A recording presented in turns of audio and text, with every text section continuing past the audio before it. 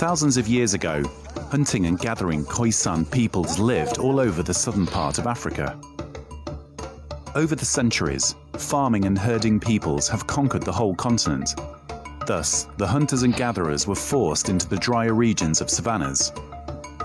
These isolated groups are so small that they are hardly ever noticed. The hunting-gathering lifestyle requires constant migration.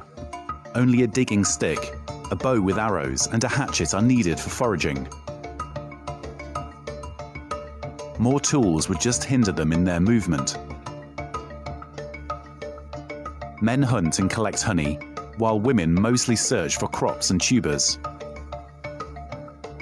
The San people, living in the dry, sandy regions of the Kalahari Basin, on the territory of Namibia and Botswana, are skilled hunters and unrivaled at tracking. They know an impressive number of plants, since due to the limited water resources, they supplement their water intake with plants and tubers, which also serve as important nourishment. They often complement their protein intake with different insects and larvae. Nowadays, due to the hunting prohibitions and modernizing societies surrounding them, they had to give up their hunting-gathering lifestyle. Now, only a few small communities have the privilege to show the tourists the traditions they have observed for thousands of years undisturbed.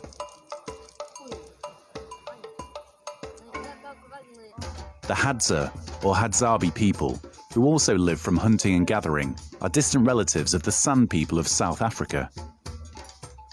This ethnic group, numbering hardly 600 souls, lives in small communities in the shrubberies around Lake Eyasi, North Tanzania.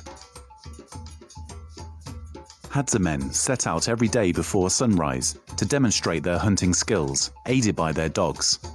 They hunt with bows and arrows. They have learned the traditional ways of starting a fire from their ancestors, like all African ethnic groups. It is easy. They rub two dry pieces of wood together, rolling one of them between their palms until the dry donkey manure used as kindle catches fire.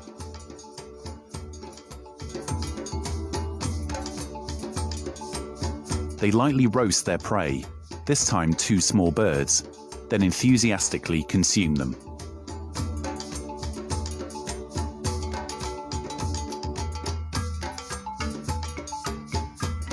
When the men arrive home, they again build a fire and recall the adventure of hunting, while slightly intoxicated by drugs.